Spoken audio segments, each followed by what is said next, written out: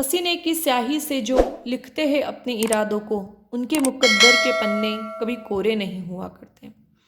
इन्हीं सुंदर पंक्तियों के साथ मैं किरण आपके अपने YouTube चैनल साहित्यिक सोष्ठों में आप सभी का स्वागत करती हूँ। अभी तक हमने एक पाठ या कहो कि कहानी पार नज़र के हम पढ़ रहे थे, जिसमें एक छोटा सा बच्चा है छोटू, उसकी कहानी हम पढ़ रहे थे। लेखक जिनका नाम है जयंत पर्णिकर जी, उन्होंने कल्पना के आधार पर मंगल ग्रह पर जीवन की कल्पना की और कहा है कि वहाँ पर जीवन किस तरीके का होगा और उनके सामने भी जीवित रहने के लिए कौन कौन सी परेशानियाँ, कौन कौन सी चुनौतियाँ होंगी। अभी तक हमने देखा कि पहले मंगलवासी भी हमारे पृथ्वीवासियों की तरह जमीन के ऊपर अपना जीवन अच्छे से गुजर बसर कर रहे थे, लेकिन सूर्य में आए परिवर्तन के कारण उनके जीवन में भी उथल पुथल आ गई और उन्हें अपने जीवन को सुचारू रूप से संचालन करने के लिए जमीन के अंदर अपने घर बसाने पड़े। तो मंगल की धरती पर इस बड़ी आपदा के साथ ही एक और आपदा आई है, जिसका कल तक के वीडियो में हम जिक्र कर चुके थे। एक कोई चीज़ है जो तारे की तरह, एक बिंदु की तरह दिखाई दे रही है, लेकिन वो बार बार हिल रही थी। और वो क्या चीज़ थी और वो क्या एक चुनौती थी, वो एक मित्र था या शत्रु, या आज की कहानी में हम पढ़ते हैं। तो चलिए शुरू करते हैं आज की कहानी। अभी तक हमने पढ़ा कि छोटू के पापा को उनके जो हेड थे उन्होंने काम दिया था कि भाई सामने जो ये बिंदु के रूप में सैटेलाइट में दिखाई दे रहा है, जो स्क्रीन पर दिखाई दे रहा था, वो अंतरिक्ष यान है या क्या चीज़ें, उस पर उनको नज़र रखनी थी। तो चलिए शुरू करते हैं। छोटू के पापा सोच में डूब गए। क्या सचमुच अंतरिक्ष यान होगा? कहाँ से आ रहा होगा? सौर मंडल में हमारी धरती के अलावा और कौन से ग्रह पर जीवों का अस्तित्व होगा? अब छोटू के पिताजी को काम दिया था कि उस पर नज़र रखनी थी, तो उनके दिमाग में बहुत सारे सवाल चल रहे थे। वो कह रहे थे क्या सच में अंतरिक्ष यान होगा या कहाँ से आ रहा होगा, मतलब कौन से ग्रह से? क्या मंगल के अलावा भी दूसरे ग्रहों पर जीवन संभव है? क्या दूसरे सौर मंडल में, हमारे सौर मंडल में, क्या धरती के अलावा भी, हमारी धरती की बात है, मंगल की धरती के अलावा भी दूसरे ग्रह हैं और वहाँ पर भी क्या जीवन अस्तित्व है? कैसे हो सकता है? और अगर होगा भी तो क्या इतनी प्रगति कर चुका होगा कि अंतरिक्ष यान छोड़ सके? बोले कि चलो मंगल के अलावा दूसरे ग्रहों पर जीवन भी है, मान लिया, लेकिन क्या उन लोगों ने इतनी ज़्यादा विज्ञान में प्रगति कर ली है कि वो अंतरिक्ष यान छोड़ सके, मतलब दूसरे ग्रहों तक पहुंचने के लिए? क्योंकि अपने वायुमंडल से बाहर निकलने के लिए हमें अंतरिक्ष यान और बहुत सारी दूसरे यंत्रों की आवश्यकता पड़ती है। तो अगर ऐसा करने में वो दूसरे ग्रह वाले समर्थ है, मतलब वो बहुत ही ज़्यादा विकसित सभ्यता है। वैसे तो हमारे पूर्वजों ने भी अंतरिक्ष यानों उपग्रहों का प्रयोग किया था। अब वो छोटे के पापा सोचे कि हाँ, ये कोई बड़ी बात तो है नहीं, हमारे ग्रहवासियों ने भी पहले बहुत सारे अंतरिक्ष यानों और उपग्रहों का प्रयोग किया था, मगर अब हमारे लिए यह असंभव है। लेकिन बोले तब तक जीवन सामान्य था, तब तक ये सब करना आसान था, लेकिन अब मंगल का जीवन बहुत ही ज़्यादा मुश्किल हो गया, जिसके कारण ये असंभव हो गया। असंभव का विलोम या कहो उल्टा होता है संभव। अ हटा देते, अ इसमें उपसर्ग है। अ का मतलब नहीं, संभव मतलब पॉसिबल है। तो जो पॉसिबल है उसको कहते हैं संभव और जो इम्पॉसिबल है उसको कहते हैं असंभव। उसके लिए आवश्यक मात्रा में ऊर्जा तो हो। काश इस नए मेहमान को नज़दीक से देखा जा सकता। हाँ, अगर वह इसी तरफ आ रहा होगा तब तो यह संभव हो सकेगा। देखिए, अब उसके पिताजी के मन ही मन बहुत सारी कश्मकश, द्वंद्व चल रहा था कि भाई कौन होगा, क्या वो मित्र है, शत्रु? क्योंकि देखो, कोई ऐसी चीज जिसको हम जानते नहीं है, वो अगर हमारे ग्रह पर भी आ जाए, कोई भी एलियंस, तो हम भी डर जाएंगे, क्योंकि हमको रहेगा कि भाई ये हमसे ताकतवर हुए तो हो सकता हमारे जीवन को ये मुश्किल में डाल देंगे। तो इस छोटू के पिताजी भी बहुत सारी चीज़ें सोचे थे। वो सोच रहे थे कि भाई बिल्कुल पास आ जाए तो हो सकता हम इसको देख सके। अब अंतरिक्ष यान से एक यांत्रिक हाथ बाहर निकला। यांत्रिक हाथ मतलब किसी इंसान का हाथ ना हो करके एक यंत्र का, मशीन का हाथ कह सकते हो आप। एक मशीनी हाथ बाहर निकला। हर पल उसकी लंबाई बढ़ती जा रही थी, मतलब वो मशीन वाला जो हाथ था वो लंबा ही होता जा रहा था। सामान्य इंसान का हाथ तो इतना लंबा नहीं हो सकता, लेकिन अब किसी और ग्रह पर जब हम पहले क्या करते, हम मशीन ही भेजते हैं, सीधे इंसान नहीं जाता। अगर कोई मशीन या सैटेलाइट भेज करके हम वहाँ के जीवन के बारे में पूरा पता करते हैं कि क्या वहाँ पर इंसान जीवित रह सकता है। अगर हमें लगे कि हाँ जीवन के आसार है, उसके बाद ही हम सामान्य इंसान को भेजते हैं। जैसे कि अभी तक हम चंद्रमा पर जा चुके हैं, पहले हमने चंद्रमा को अच्छी तरीके से अध्ययन किया, फिर चांद पर हमने इंसान भेजे। नील आर्मस्ट्रॉन्ग पहले व्यक्ति थे जिन्होंने चांद पर कदम रखा। तो यहाँ पर भी एक यांत्रिक हाथ को पहले भेजा गया था, एक अंतरिक्षयान भेजा, और उस अंतरिक्षयान में एक यांत्रिक हाथ था जो वहां पर मंगल ग्रह की पूरा तरीके से निरीक्षण करने के लिए जिसको भेजा था। छोटू के पापा ने अवलोकन जारी रखा। अवलोकन करना मतलब देखना जारी रखा। कॉलोनी की प्रबंध समिति की सभा बुलाई गई थी। अब वहां पर जो मैनेजमेंट कमेटी थी उनकी एक मीटिंग बुलाई। अध्यक्ष भाषण दे रहे थे। हाल ही में मिली जानकारी से पता चलता है कि 2 अंतरिक्षयान, कितने अंतरिक्षयान आए थे? 2 अंतरिक्षयान हमारे मंगल ग्रह की तरफ बढ़ते चले आ रहे हैं। इनमें से एक अंतरिक्षयान हमारे गिर्द चक्कर काट रहा है। अब देखिए आप, यहाँ पर अपन बात करते हैं क्यों कह रहे 2 अंतरिक्षयान हमारे मंगल ग्रह की तरफ बढ़ते चले आ रहे हैं। तो यहाँ पर है को आप देखोगे तो इसके ऊपर बिंदी लगी हुई है ना, छोटा सा डॉट।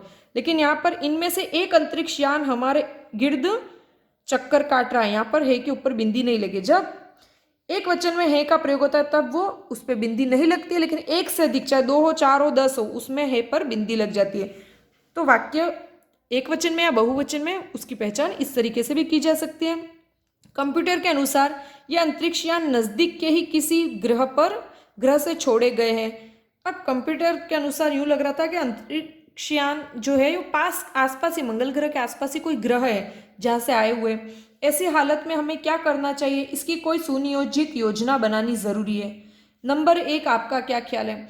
अब उस कमेटी में सब लोग आपस में चर्चा कर रहे हैं, बता रहे भाई 2 अंतरिक्षयान यहाँ पर आए हैं, एक जो है वो तो चक्कर काट रहा है और एक जो है वो हमारे ग्रह का बिल्कुल अवलोकन कर रहा है। तो हमको इनके साथ क्या व्यवहार करना चाहिए, इसके लिए सुनियोजित या सुनिश्चित योजना बनानी चाहिए। और नंबर 1 से प्रश्न करते कि आपका क्या ख्याल है, आपका क्या विचार है? कॉलोनी की सुरक्षा की पूरी जिम्मेदारी नंबर 1 पर थी। अब ये नंबर 1 मतलब कोई व्यक्ति विशेष था जिस पर पूरी कॉलोनी की जिम्मेदारी थी कि पूरी कॉलोनी का ध्यान रखने का कार्य या उनकी सुरक्षा की जिम्मेदारी इस व्यक्ति पर थी। उन्होंने कुछ कागज समेटते हुए बोलना आरंभ किया। इन दोनों अंतरिक्षयानों को जलाकर खाक कर देने की क्षमता हम रखते हैं, मगर इससे हमें कोई जानकारी हासिल नहीं हो सकती। अंतरिक्षयान बेकार कर जमीन पर उतरने पर मजबूर कर देने वाले यंत्र हमारे पास नहीं है। वो सुरक्षा विभाग का जो हेड था, प्रमुख था, वो कहता है कि भाई इन दोनों अंतरिक्षयानों को हम जलाकर राख कर सकते हैं, ये कैपेबिलिटी है हमारे पास। लेकिन अगर हमने उनको जला दिया तो हमको ये पता ही नहीं चलेगा कि वो कहाँ से आए थे और किस ग्रह से संबंध रखते थे, उस ग्रह पर कैसा जीवन है। अगर उन सब के बारे में हमको पता करना है तो उसके लिए इनको सकुशल हमारे ग्रह पर इनकी लैंडिंग या कहूँ कि उनका उतरना आवश्यक था। और अंतरिक्षयान को बेकार कर जमीन पर उतरने के लिए मजबूर कर देने वाला कोई यंत्र हमारे पास नहीं है। अगर वो खुद ही, हालांकि अगर ये अंतरिक्षयान खुद ब खुद जमीन पर उतरते हैं तो इन्हें बेकार कर देने की क्षमता हमें अवश्य है।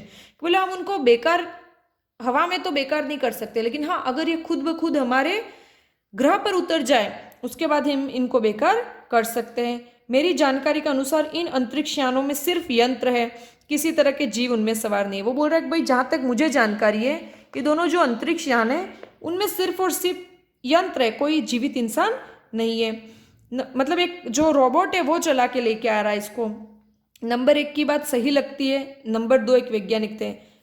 नंबर 1 सुरक्षा प्रणाली की जिम्मेदारी जिस पर थी, नंबर 2 जो था वो वैज्ञानिक था। वे बोले हालांकि यंत्रों को बेकार कर देने में भी खतरा है, इनके बेकार होते ही दूसरे ग्रह के लोग हमारे बारे में जान जाएंगे, इसलिए मेरी राय में हमें सिर्फ अवलोकन करते रहना चाहिए। अब वैज्ञानिक जो है वो राय देता है, वो अपना सुझाव देता है कि भाई अगर हमने इनको बेकार भी कर दिया तो जिन लोगों ने इस यंत्र को भेजा है वो समझ जाएंगे कि भाई किसी न किसी दूसरे ग्रह पर जीवन अस्तित्व में है और उन्हीं जीवों ने अपनी सुरक्षा के लिए इन दोनों यानों को बेकार कर दिया। तो बेहतर है कि हम सिर्फ इनका अवलोकन करें, मतलब सिर्फ देखें कि ये यान करने क्या है यहाँ पर। यहाँ तक जहाँ तक हो सके हमें अपने अस्तित्व को छिपाए ही रखना चाहिए। अब मंगल ग्रह पर परिस्थितियां बिल्कुल विकट थी, इसलिए वो कह रहे हैं कि भाई हम सामना नहीं कर सकते किसी नए शत्रु का, तो बेहतर है कि हम अपना अस्तित्व, हमारा जो जीवन है, इसको छिपाए ही रखें, क्योंकि हो सकता है जिन लोगों ने अंतरिक्षयान भेजे हैं वे कल को इनसे भी बड़े सक्षम अंतरिक्षयान भेजे, मतलब जिन्होंने इतनी टेक्नोलॉजी जिन लोगों के पास है कि जो दूसरे ग्रहों पर अपने यान भेज सके, मतलब वो बहुत ताकतवर लोग हैं। अगर उनको हमारे अस्तित्व के बारे में पता चल गया तो हो सकता है वो इससे भी बड़े यान ला करके हमारे मंगल ग्रह पर आ जाएंगे, और जिससे हमारा जीवन और भी ज़्यादा कठिन हो जाएगा।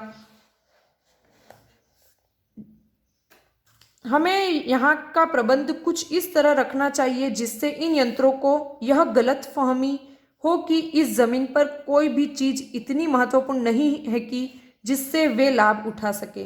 अब कह रहे भाई हमें ऐसा पूरा प्रबंध व्यवस्था करनी चाहिए कि ये जो यंत्र पता करना है तो उनको बस इतना पता चले कि भाई इस जमीन पर मंगल ग्रह पर उनके काम की कोई चीज़ नहीं। गलत फहमी का विलोम शब्द होता है खुश फहमी, है ना, ये भी उर्दू है। उर्दू शब्द गलत फहमी का उर्दू विलोम शब्द होता है खुश फहमी। हमेशा जब भी हम विलोम शब्द देखेंगे तो अगर उर्दू भाषा का कोई शब्द है तो उसका विलोम भी उर्दू भाषा में ही होगा, तत्सम शब्द है तो उसका विलोम भी तत्सम में ही होगा, तद्भव है तो तद्भव में ही होगा। अध्यक्ष महोदय से मैं इस दरख्वास्त मतलब प्रार्थना करता हूँ कि इस तरह प्रबंध हमारे यहाँ किया जाए।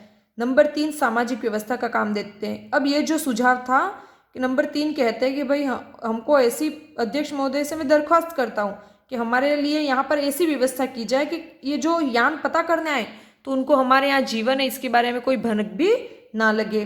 उनकी बात के जवाब में अध्यक्ष कुछ बोलने ही जा रहे थे कि फोन की घंटी बजी। अध्यक्ष ने चोंगा उठाया। 1 मिनट बाद सभा को संबोधित करते हुए उन्होंने कहा, भाइयों, अंतरिक्षयान क्रमांक 1 हमारी जमीन पर उतर चुका है। वो बताते कि भाई 2 अंतरिक्षयान आए थे जिसमें एक पहले घूम रहा था चारों तरफ, वो हमारी मंगल ग्रह पर उतर गया है। वह दिन छोटू के लिए बड़ा ही महत्वपूर्ण दिन था। अब छोटू के उस बच्चे के लिए तो अब ये जिज्ञासा का प्रश्न था कि भाई कौन आया है, किस ग्रह से होंगे। पापा उसे कंट्रोल रूम में ले गए थे। यहाँ से अंतरिक्षयान क्रमांक 1 साफ नजर आ रहा था कि पहली बार हुआ था जब उसको उस टनल में जाने मिला और उस सुरंग में कैसा जीवन है, वहाँ पे क्या काम करते हैं उसको नज़दीक से देखने मिला। तो उसके पिताजी उसको कंट्रोल रूम में ले गए थे, नियंत्रण कक्ष में, जहाँ से वो सारी व्यवस्था पर मतलब व्यवस्था करते थे। और वहाँ पर छोटू ने देखा कि स्क्रीन पर जो अंतरिक्षयान 1 था वो बिल्कुल ही साफ नजर आ रहा था।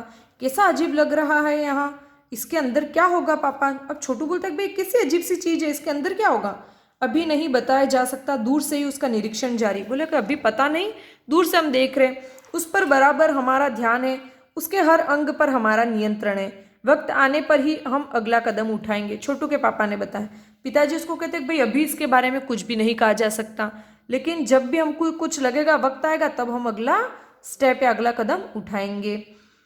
उन्होंने छोटू को एक कंसोल दिखाया जिस पर कई बटन थे। एक कह सकते हैं कि एक पूरा पैनल था जिस पर बहुत सारे बटन थे। ये पूरा जो आपको खाका दिख रहा है, जिससे पूरा नियंत्रण कक्ष में बाहर के वातावरण से सामंजस्य बैठाने के लिए नियंत्रण रखा जाता है। अब अंतरिक्षयान से एक यांत्रिक हाथ बाहर निकला।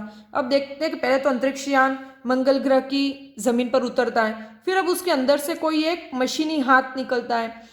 हर पल उसकी लंबाई बढ़ती ही जा रही, और वो जो मशीनी हाथ था वो धीरे धीरे जैसे जैसे आगे बढ़ता उसकी लंबाई बढ़ती जाती है। वह शायद जमीन तक पहुंचकर मिट्टी उकेर लेना चाहता था, और वो शायद वो जो हाथ था वो मिट्टी लेने के लिए आया था।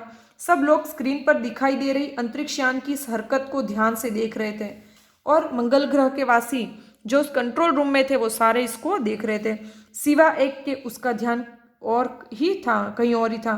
कि सारे जितने लोग थे उनका ध्यान तो स्क्रीन पर वो जो यांत्रिक हाथ है वो क्या कर रहा उसकी तरफ था, लेकिन छोटू का सारा ध्यान कंसोल पैनल पर था। लेकिन उसको तो वो बटन ही दिखाई दे रहे थे।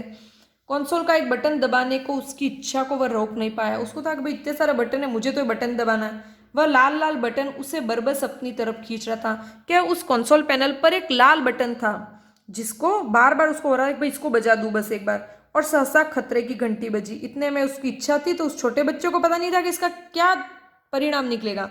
वो क्या करता, उस बटन को दबा देता है। सबकी निगाह कंसोल की तरफ मुड़ी। अब जैसे ही उस बटन को दबाया कि सायरन बजा, आवाज आने लगी। सबका ध्यान अब उस स्क्रीन से हट करके छोटू पे चला गया। पापा ने छोटू को अपनी तरफ खींचते हुए एक झापट रसीद कर दिया और लाल बटन को पूर्व स्थिति में ला दिया। अब जैसे पता चला सबको, छोटू ने के पापा ने उसको एक झापट मारा और फिर क्या किया, लाल बटन को वापस से बंद कर दिया। मगर उस तरफ अब अंतरिक्ष यान के उस यांत्रिक हाथ की हरकत सहसा रुक गई थी। यंत्र बेकार हो गया था, लेकिन वो जो बटन था वो किसके लिए था? वो उस अंतरिक्ष यान को फेल करने के लिए था। तो जैसे उसने वो बटन दबाया, वैसे वो अंतरिक्ष यान वाला जो हाथ था वो रुक गया काम करना और वो यंत्र बेकार हो गया था। उधर पृथ्वी पर national aeronautics and space administration NASA द्वारा प्रस्तुत वक्तव्य ने सबका ध्यान अपनी तरफ आकर्षित कर लिया।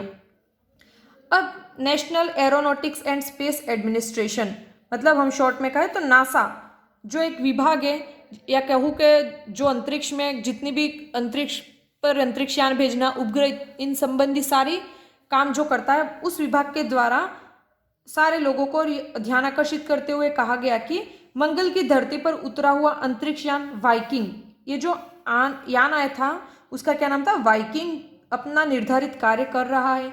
हालांकि किसी अज्ञात कारणवश अंतरिक्ष यान का यांत्रिक हाथ बेकार हो गया है, लेकिन वो कहते हैं भाई कुछ ऐसा हुआ है जिसके कारण अंतरिक्ष यान अभी फेल हो गया है। नासा के तकनीशियन इस बारे में जांच कर रहे हैं और इस यांत्रिक हाथ को दुरुस्त करने के प्रयास भी जारी, दुरुस्त करना मतलब उसको फिर से ठीक करने के लिए प्रयास कर रहे हैं। इसके कुछ ही दिनों बाद पृथ्वी के सभी प्रमुख अखबारों ने छापा, नासा के तकनीशियनों को रिमोट कंट्रोल के सहारे वाइकिंग को दुरुस्त करने में सफलता मिली है।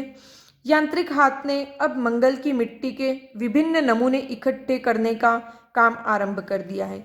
इस तरह बहुत ही एक अखबारों में जो न्यूज़ थी वो छाप दी गई कि भाई अभी जो बेकार हो गया था वो उस वाइकिंग के हाथ को दुरुस्त कर दिया, मतलब उसको बिल्कुल ठीक कर दिया गया है और उसने मंगल की मिट्टी के नमूने इकट्ठे करने का काम शुरू कर दिया है। पृथ्वी के वैज्ञानिक मंगल की इस मिट्टी का अध्ययन करने के लिए बड़े उत्सुक थे। अब वैज्ञानिकों का काम ही है कि वो नई नई चीज़ों पर प्रयोग करते हैं और उनका जो महत्व वो लोगों के हित में बताते हैं। उन्हें उम्मीद थी कि इस मिट्टी के अध्ययन से इस बात का पता लगाया जा सकेगा कि क्या मंगल ग्रह पर भी पृथ्वी की ही तरह जीवन सृष्टि का अस्तित्व है। यह प्रश्न आज भी एक रहस्य है। तो कह रहे कि भाई इस मिट्टी को क्यों लाया गया, दूसरे ग्रहों पर जाने का या अंतरिक्षयान भेजने का क्या उद्देश्य है? तो दूसरे ग्रहों पर अंतरिक्षयान भेजने का उद्देश्य बस इतना है कि वहाँ पर जीवन कैसा है, क्या वहाँ पर जीने के लिए ऑक्सीजन उपलब्ध है, क्या वहाँ पर पानी की व्यवस्था है, क्या वहाँ सूरज की किरणें बराबर पहुँचती है, क्या वहाँ की मिट्टी इतनी उपजाऊ है कि उसमें पेड़ पौधे लगाए जा सके, या वहाँ पर क्या नए जीवन की शुरुआत की जा सकती है। इन सारी बातों को पता करने के लिए हमारे पृथ्वी से समय समय पर अलग अलग ग्रहों पर अंतरिक्षयान भेजे जाते हैं। तो जो वाइकिंग नामक अंतरिक्षयान था उसको मंगल ग्रह पर भेजा गया था और उसका यही कारण था कि उसको यह पता लगाना था कि मंगल की मिट्टी लेकर के आनी थी, मिट्टी के नमूने और मंगल ग्रह की तस्वीरें खींचकर, जिसको अध्ययन करके हमारे यहाँ के जो वैज्ञानिक है वो पता लगाते हैं कि भाई मंगल ग्रह पर क्या जीवन संभव है या नहीं, या क्या पृथ्वी की भांति वहाँ पर भी लोग रहते हैं, या वहाँ पर क्या भावी जीवन में कोई कॉलोनी बसाई जा सकती है। तो इन सारे प्रश्नों पर आज भी एक रहस्य बने हुए हैं कि हम आज भी सारे पृथ्वीवासी सोचते हैं कि क्या एलियंस सच में होते हैं। समय समय पर न्यूज़ या अखबारों में आप सुनते हो कि भाई यहाँ पर एलियन दिखाई दिया, तो क्या ये सिर्फ एक मात्र कल्पना है या ये सत्य भी है? तो ऐसी सुंदर कल्पना और कुछ सत्य को मिलाते हुए हमारे लेखक जयंत विष्णु नार्लिकर ने मराठी भाषा में सुंदर कहानी लिखी थी और इस सुंदर कहानी का हिंदी में अनुवाद किया था रेखा देशपांडे जी ने। तो आशा करती हूँ आपको ये पूरी कहानी अच्छे से समझ में आई होगी। पार नज़र के, कि हमारी नज़रों से परे भी एक जहां है जिस जहां की हमको खोज रहती है, कि जिस जहां की तरफ हम आगे बढ़ना चाहते हैं। तो ये कहानी यहीं पर समाप्त होती है। धन्यवाद।